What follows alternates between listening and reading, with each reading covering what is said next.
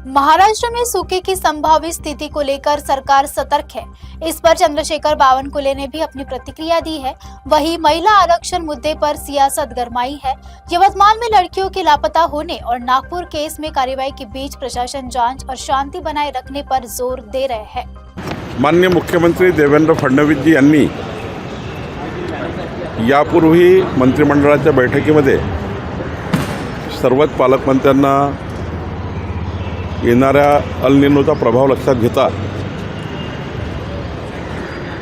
त्या स्तरावरच्या उपाययोजना सुचवल्या होत्या। माननीय मुख्यमंत्री यांनी सर्व जिल्हाधिकाऱ्यांशी चर्चा केली होती आणि संपूर्ण प्रशासनाला अलर्ट ठेवण्याकरता माननीय मुख्यमंत्री यांनी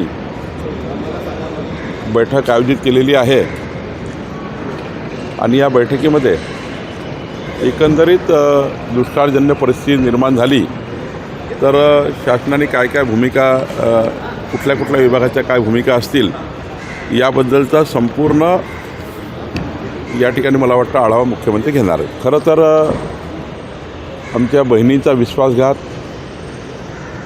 आणि एखादी भ्रूणहत्या व्हावी असं कृत्य काँग्रेसने केलं आहे।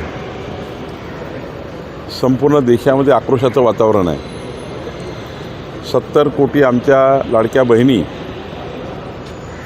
या महाराष्ट्रातल्या देशातल्या काँग्रेसच्या या दुष्कृत्याचा बदला घेतल्याशिवाय राहणार नाही। माननीय पंतप्रधान नरेंद्र मोदीजींनी 350 महिला खासदारांना संसदेत येण्याची संधी निर्माण केली होती, पण काँग्रेसच्या या नाकर्त्यांनी 350 महिला खासदार होत असताना शेड्यूल कास्ट शेड्यूल ट्राईब आणि त्यामधल्याही महिला बहिणी या खासदार होण्याच्या मार्गावर असताना अनेक मोठं प्रतिनिधित्व देशाच्या मंत्रिमंडळात मिळत असताना त्यांना थांबवण्याचं काम काँग्रेस पार्टीने केलं।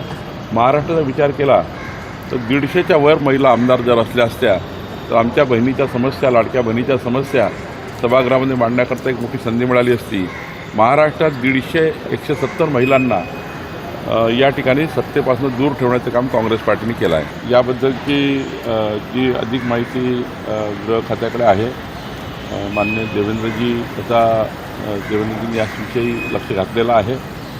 मीही लक्ष घालेल आणि विदर्भातला प्रश्न असल्यामुळे नक्कीच या ठिकाणी हा प्रश्न किती मुली गेलेल्या आहेत, काय आदिवासी मंत्री त्या भागात आहे अशोक विखे, तेही चर्चा करतील। निश्चितपणे यामध्ये पूर्ण चौकशी सरकार करेल। सरकारने त्याला अटक केली आहे, पोलिसांनी अटक केलेली आहे आणि पोलिसांनी अटक करून अत्यंत कडक कारवाई केलेली आहे आणि अशा प्रकारचं जे नागपूरमध्ये एक भयंकर प्रकरण याचा जो प्रभाव पुढचा होता तो फार मोठा होता, पण ते थांबवण्याचं काम पोलिसांनी केलं आहे। कुठलाही पक्षाचा नेता काँग्रेस असो, भाजप असो, नवनीत राणाजी असो, अनिल बोंडेजी असो, प्यारेखानजी असो, विजय वडेट्टीवारजी असो, या सर्वांनी अशा संवेदनशील प्रकरणामध्ये कुठल्याही पद्धतीने संपूर्ण पोलिसांचा प्रेस आल्याशिवाय, पोलिसांची पूर्ण माहिती बाहेर आल्याशिवाय, पोलीस पूर्ण माहिती देत नाही तोपर्यंत अशा प्रकरणामध्ये थोडा आरोप प्रत्यारोप, शंका कुशंका व्यक्त करून या ठिकाणी दोन धर्मामध्ये तेढ लावून अमरावतीचं